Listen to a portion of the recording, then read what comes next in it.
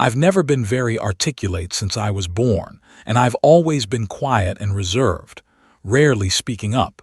When my daughter was 6 years old, she accidentally bumped into her sick older brother Liam, and my wife Sophia angrily sent her to a dog training facility. My daughter had been attacked by a dog before, so she had a deep-seated fear of dogs. I pleaded with Sophia not to do this, even kneeling down and begging her, my forehead hitting the ground and bleeding, but she wouldn't even look at me. She helped Liam up, gently brushed the dust off his pants, and said to me in a cold tone, "Don't think I don't know. This is all because you've been corrupting her behind my back. You're too cunning. She's still your flesh and blood. If we don't correct her now, she'll end up on the wrong path when she grows up. I must teach her some discipline, so she knows how to respect her elders and what not to do." When I found my daughter, she had been locked in a cage with over a dozen vicious dogs, her injuries severe. I forced myself to endure the pain, piecing her broken body back together bit by bit. 20 years later, I finally spoke my first words. "Sophia, you will pay for all of this. I will make you lose everything." When I returned to the Smith family villa with my daughter's body, which had not yet fully recovered, Sophia was in the garden planting roses for Liam with her own hands. Those roses were a blinding red. Sophia gazed tenderly at Liam, but when she saw me, her expression turned disgusted and she coldly said, "Ethan, look at you. You're a disgrace. It's revolting. Is the Smith family about to go bankrupt? Can't you even afford to keep her anymore? You're so filthy. Are you trying to pity me? You haven't raised your child properly. He's always up to no good. Why can't you learn from Liam?" Liam said with a smug expression, "Perhaps it's because I didn't avoid Emily, so she bumped into me. Ethan must be blaming me. Why don't you bring Emily back sooner?" Sophia frowned and replied, "That child has been corrupted by you. I sent her to a dog training camp for her own good. It has nothing to do with you." She turned to me and said, "Why don't you go clean yourself up? Don't stay here and get in the way." I held Emily's lifeless body in my arms, staring at Sophia with a blank expression. From a young age, I noticed that the ominous words I spoke always came true. Therefore, I chose to remain silent from the moment I understood what was happening. Once, I despised this cursed ability with all my being. Now, I long for it to take effect quickly, so that those people can receive the punishment they deserve. After years of not speaking, my voice was hoarse and unpleasant.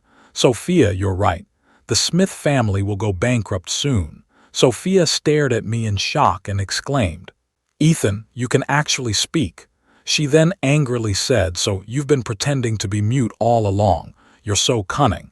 I couldn't take it anymore and shouted, "Sophia, this isn't trash. It's your daughter Emily's body. She died exactly as you wished." Sophia froze for a moment and sneered, "Ethan, so you didn't speak because you were afraid it would ruin your acting. You cursed your own daughter. How cruel." I rushed towards Sophia to reclaim my daughter's body, but was blocked by the butler and servants. I cried out in agony, "She's your daughter. She was bitten to death by a dog, and you still want to throw her back to the dogs to eat? You're utterly heartless." Sophia stood worriedly in front of Liam, afraid the smell of blood on the ground would make him uncomfortable. She impatiently said, "Ethan, stop acting. I've decided to bring Emily back in a week. This time, you'll learn your lesson." Filled with anger, I broke free from them and finally snatched back my daughter's body, even as the dog, still gnawing on her, bared its fangs. Sophia refused to look at me and turned away with Liam. I glared at their backs in fury. "My daughter is gone, and your children won't fare any better." Since Liam's wife died, he had been staying at my house. He and Sophia had gradually begun an affair. At first, they were careful to avoid me, but one day, Sophia brought Liam home with injuries, and she hit me for the first time, blaming me for nearly killing Liam. She even threatened that if I continued like this, she would divorce me and be with Liam openly. Later, their relationship was no longer hidden, and everyone knew about my situation, including Sophia's mother, who was powerless to help.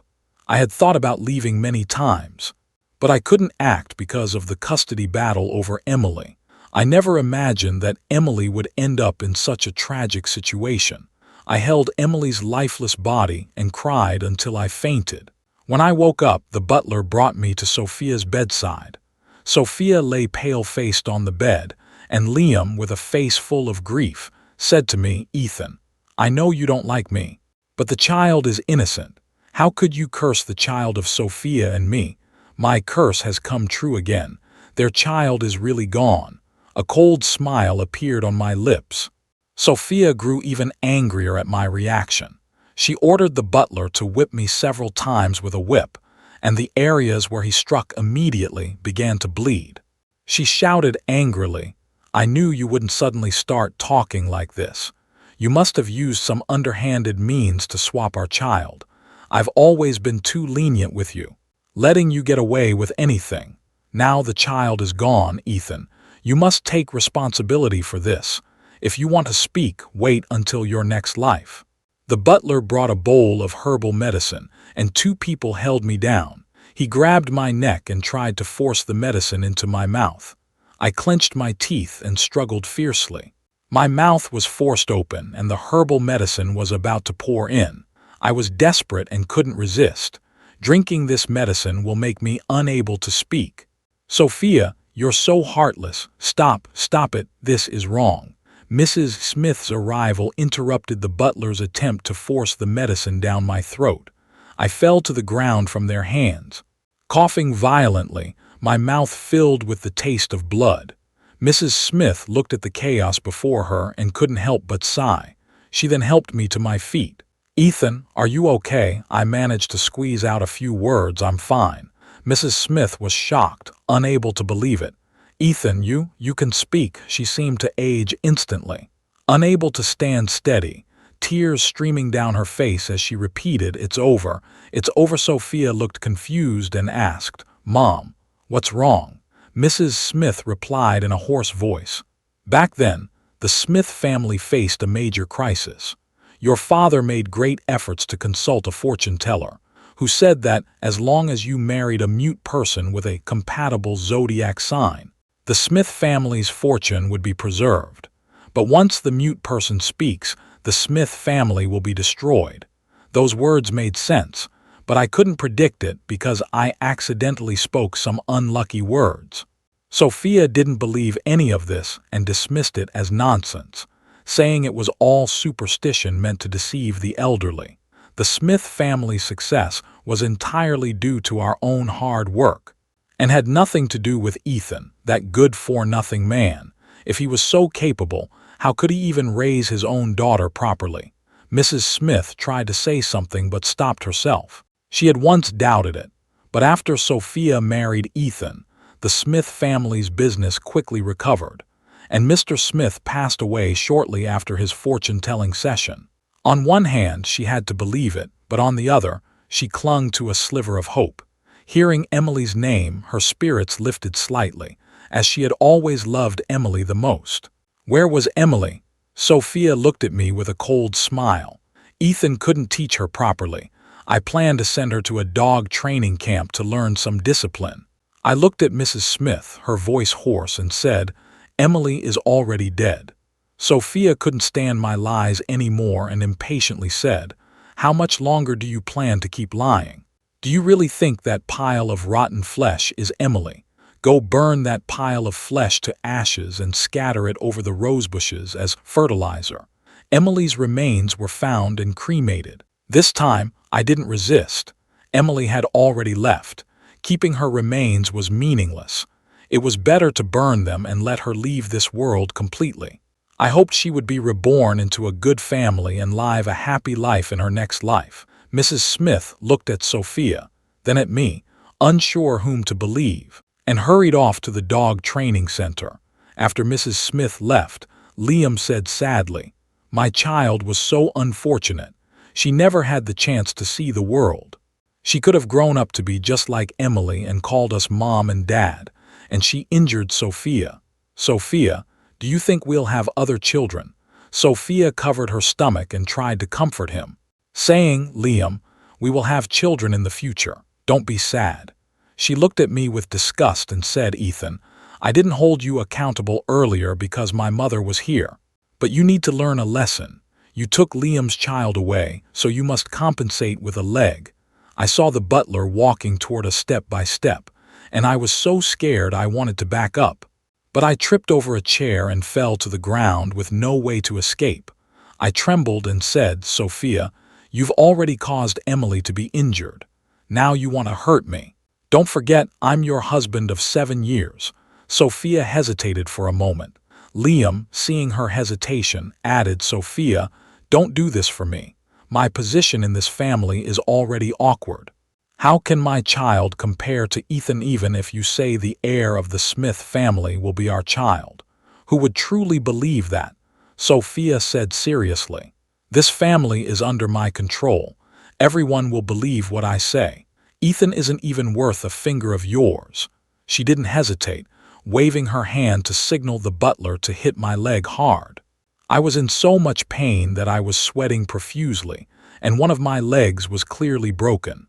I looked at Sophia and said with my last ounce of strength, "Sophia, you will never be able to have children again in your lifetime. You will be alone forever and die an unhappy death."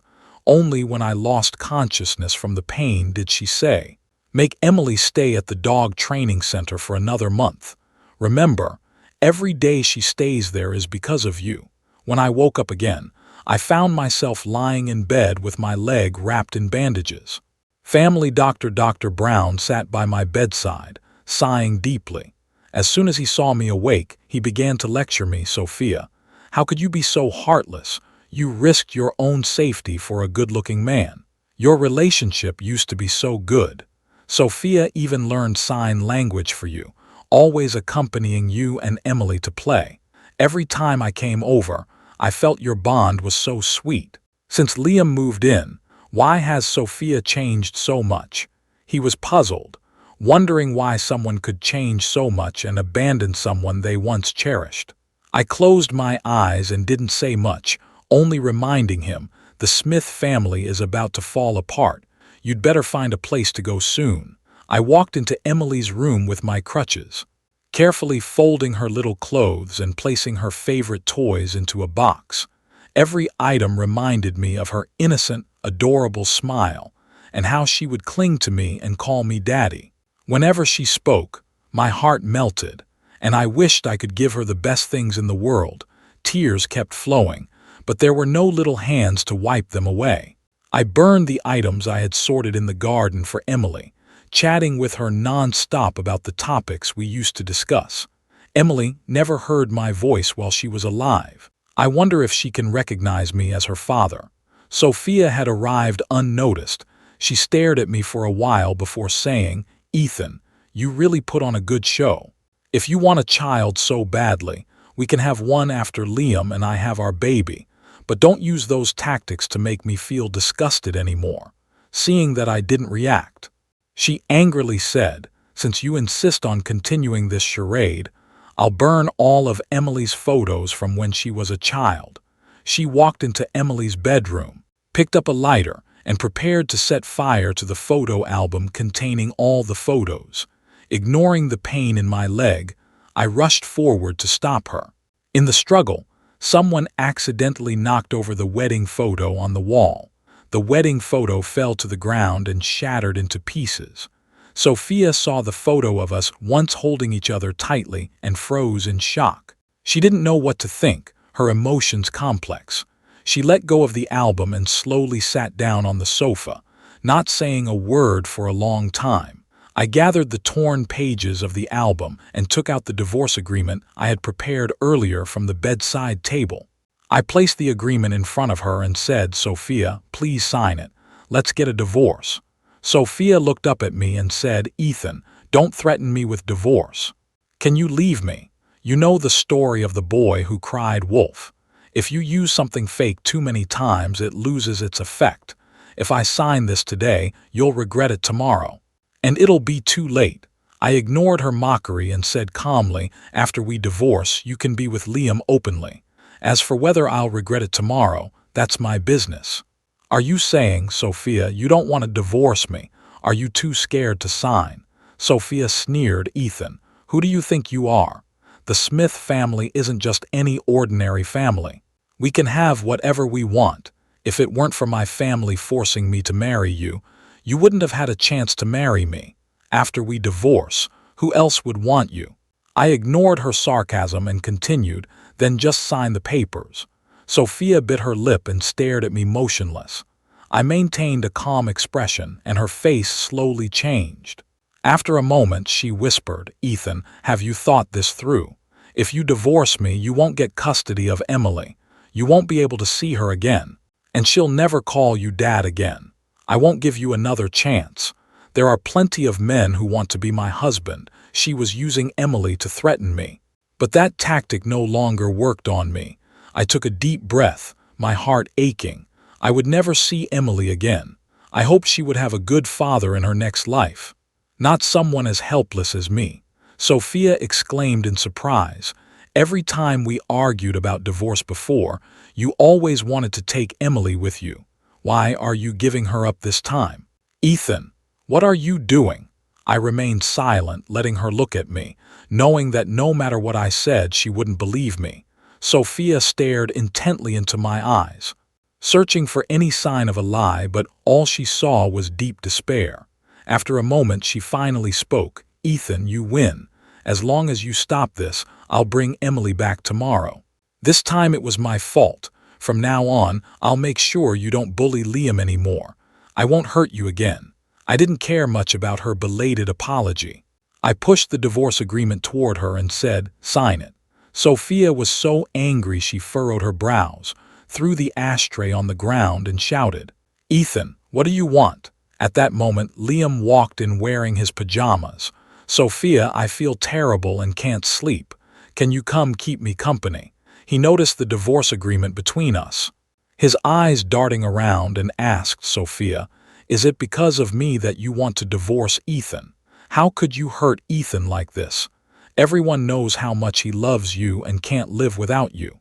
As long as you have me in your heart, the title means nothing to me. I'm willing to spend the rest of my life with you. Sophia tried to say something but couldn't bring herself to speak. I turned to Liam and asked, do you really not care about the title of our relationship? If that's the case, you'll never have a proper relationship, and you'll just be a secret mistress for the rest of your life. Liam was furious, but he tried to stay calm. He said to Sophia, it seems like Ethan doesn't respect me. Sophia, if I'm causing you trouble, then I'll leave. You and Ethan should live your lives together. Sophia grabbed his hand, preventing him from turning away, but her eyes were fixed on me. Stay here. Let him go. She picked up the pen, quickly signed the divorce agreement, then threw it at me without even glancing at me. Go now. I'll give you the property later. I stopped her. Give it to me now. The Smith family is about to go bankrupt in a few days. She looked at me, her voice firm. All right, I'll transfer it to you now. After saying that, she lowered her head to transfer the money, then slammed the door angrily and left. After receiving the money, I felt no lingering attachment and immediately left the Smith family villa. In the morning, Sophia was awakened by a phone call. On the other end, Mrs. Smith's voice was filled with sorrow. Sophia, Emily really passed away. How could you be so heartless? She was your daughter. Sophia was shaken, then realized, did Ethan go to see you? Why are you acting with him to deceive me? I knew he divorced me yesterday and would regret it today. Mom, don't worry about him. I won't let him off easily this time. He won't learn his lesson without a lesson. Emily went to the dog training center just to experience it. I know the owner there. Relax. Mrs. Smith was stunned by these words, forgetting to ask about the divorce. She cried and scolded her. Have you lost your mind? Emily has already been hurt, and you're sending her to face those dogs. I don't know how I could have given birth to such a child. The Smith family will be ruined by you sooner or later. Sophia impatiently replied, Mom, you're so old. Stop playing games with Ethan. If he truly realizes his mistake, he should come back and apologize to me and Liam. Mrs. Smith was so angry her blood pressure spiked. She shouted, Come here immediately and talk to me properly. I'll be waiting here. If you don't come, don't call me mother." Sophia frowned and hung up the phone, feeling a bad premonition because Mrs. Smith's words made her think something was wrong. She tried to calm herself down, thinking that it must be her playing tricks, using Mrs. Smith to deal with her. She decided to go and bring Emily back right now to expose her scheme. Sophia walked into the surveillance room of the dog training center and saw a group of people busy inside. She said unhappily, "Ethan, come out here. Last night you told me you wanted to divorce me, and now you've changed your mind this morning. What's going on? The prop corpse from last time is gone, and now you've brought so many people to help you put on this show. If you want me to forgive you, better come out and apologize sincerely." Mrs. Smith angrily slapped Sophia across the face, pointing at her and unable to speak. You. Sophia covered her face, unable to believe what had happened. "Mom, why did you hit me?" Until she saw the surveillance footage from the dog training facility, she froze in place, her expression frozen in shock. She saw several dogs taller than Emily suddenly pounce on her, pinning her to the ground and biting her tiny body viciously. Unable to share the food, the dogs tore off her limbs, leaving her in agony as blood pooled around her. The dogs gathered around, licking the blood off the ground. Emily's screams echoed through the monitoring room, followed by her desperate cries for help. "Mom, I'm sorry. Please save me, Mom. It hurts so much." Mrs. Smith was so overcome with grief that she couldn't speak, and was carried away by the arriving doctors for emergency treatment. Several staff members from the dog training center were kneeling on the ground with John leading them. Sophia recognized him. The family's dog had been purchased from him. Mrs. Smith's assistant hinted they deleted the surveillance footage. "It took us a long time to recover these recordings. They dared to treat your daughter like this. They must have someone backing them." Sophia was furious. She shouted, "How could you do this?" She grabbed John by the neck and demanded, "Who is it? Who ordered you to do this?" John trembled in fear. It was her. She ran in on her own. It wasn't just us. Sophia's eyes were red. "Fine, tie him up and throw him in the dog cage. Let him experience what it's like to be treated like a dog." I'll tell you. John was so nervous he started to panic, struggling to say, "It was Liam. He told us to find a way to stop that child from coming back alive. He gave me some money, saying that once he and your child are born, the Smith family won't pay attention to this child anymore. The cleaner we handle it, the better." Sophia bit her lip until it bled. She didn't want to believe it. "How could I know if you're telling the truth?" John panicked, hurriedly pulling out his phone. His hands were shaking violently. "I have the transfer records and the recording. The transfer records can be forged, but the recording is real."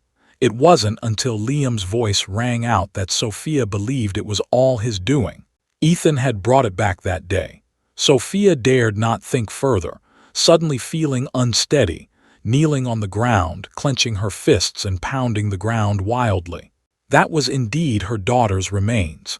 She was so young, yet she was bitten to death by a dog. Later, her mother fed her remains to the dog and burned everything as fertilizer. It was unimaginable how desperate and tormented Ethan must have been at that time.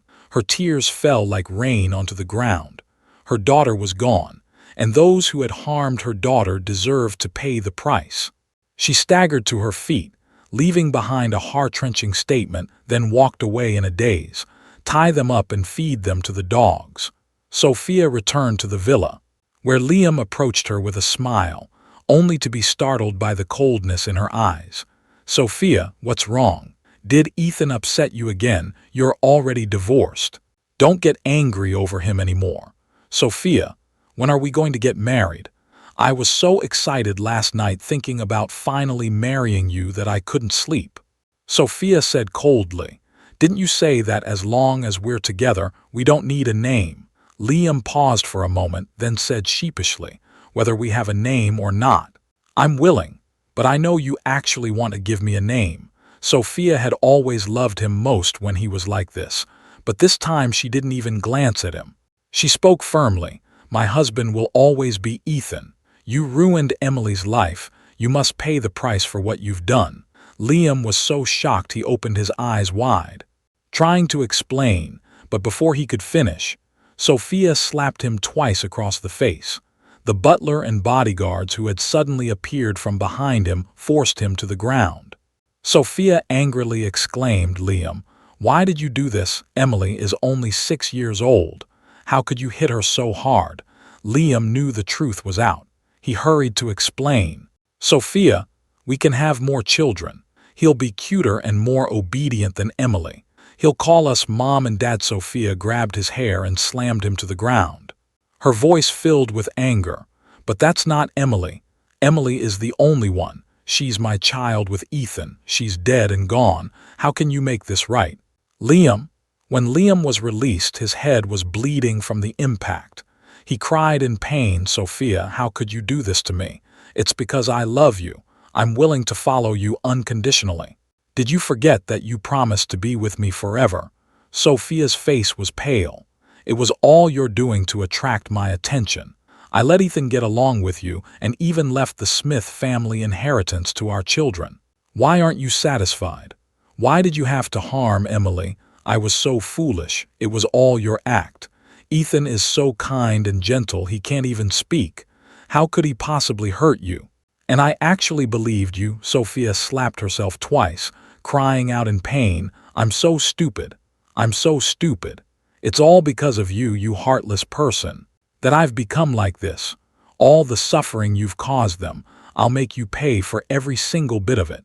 Sophia's gaze was as sharp as a sword, making Liam feel afraid and wanting to step back, but the heavy hands holding him down wouldn't let him move an inch. "Sophia, I really made a mistake. Can you please forgive me this time? I haven't even recovered yet, and you're the one who cares about me the most. Have you forgotten that?" But Sophia showed no sign of mercy. The next moment, she grabbed the iron shovel from the ground and swung it viciously at him. As she struck, she shouted, "It's all because of your indulgence that you've forgotten who you are and dared to harm my daughter." Liam knew that anything he said now was pointless, and during the excruciating pain, he finally stopped hiding his true feelings. "Sophia, Emily is your doing, and Ethan's leg was broken by you. You never showed any mercy, yet now you pretend to love them deeply. What are you doing? If you truly loved him, you should have taken care of yourself and thought about everyone else. You deserve this outcome." Sophia was enraged by his words and struck him on the head with the shovel with all her strength. The shovel struck him repeatedly, as if venting her anger, and blood spattered onto her face, making her look terrifying. Liam struggled and screamed in pain at first, but when the people holding him let go, he remained motionless. Sophia finally stopped, trembling as she knelt in the rose field, trying to find Emily's ashes in the soil. But the ashes had mixed with the soil and couldn't be separated. She held the soil in her hands, crying bitterly in her heart. "Sophia had been searching for me, going to every place she thought I might be and asking all my friends. But she couldn't find me. I had deleted all her contact information and changed my phone number. Finally, she found me at the airport while I was waiting for my flight. She knelt before me, begging for forgiveness. Ethan, I was wrong. I was deceived by Liam. I didn't mean for Emily to get hurt. I just wanted to teach her properly. I love you and I love her. I didn't want to hurt either of you. I'm sorry. It's all my fault, Ethan. Can you forgive me one more time?" I mocked her, saying, "Forgive you?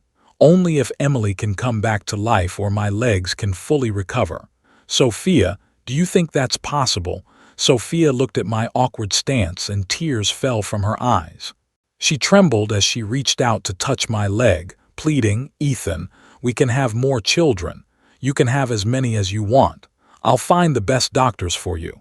They'll definitely be able to heal your legs. You remember how happy we used to be. I learned sign language for you and swore to live a good life with you, never making the same mistakes again." I showed no emotion, taking a step back to avoid her tears falling on my shoes. "Sophia, don't cry. You're too young.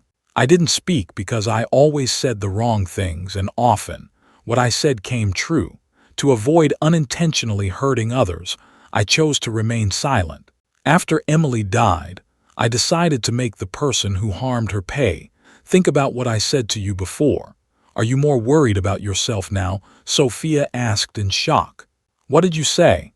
I spoke coldly with a hint of satisfaction. Sophia, your retribution is coming soon. Save your tears for then. It's a pity I won't be able to witness it myself. I pushed her away and turned to leave in big strides. Sophia had just stepped out of the airport, her expression dazed, when she received dozens of calls from the company. The investors had withdrawn their funds. Suppliers had ceased cooperation. Key employees were leaving in droves, and the company's stock had plummeted to its lowest point. With the cash flow completely severed, the Smith family had declared bankruptcy, and their once vast empire had collapsed overnight. Their assets were frozen, and their homes were seized. Mrs. Smith experienced a major upheaval at home, felt extremely panicked, and unfortunately passed away. The Smith family's relatives took advantage of the situation to divide up the Smith family's assets, taking everything they could carry. Sophia now has to temporarily live in a rented apartment with no money and burdened by a large debt. Everything I said earlier has come true. The Smith family faced immense misfortune, and Sophia's later years were filled with hardship, often having to deal with creditors coming to her door. She lived a lonely life, and on one occasion, while drunk outside, she was attacked by a pack of stray dogs and tragically died. Liam was fortunate not to have died at Sophia's hands, but he was left with a disfiguring scar on his face. He spent all his money on medical treatment and plastic surgery, and later had to rely on being a wealthy woman's lover to survive, often being beaten when discovered. One day, he was beaten by the husband of a wealthy woman, breaking both his legs, and from then on could only receive a meager government allowance that was insufficient to live on. To survive, he had to beg for food and eventually died in a cold, snowy night. As for me, I decided to donate all my assets after the divorce to charitable causes and pray for my children's well-being for the rest of my life. Later, I joined a volunteer teaching program. Through interacting with the children, I gradually healed myself and found the direction of my life.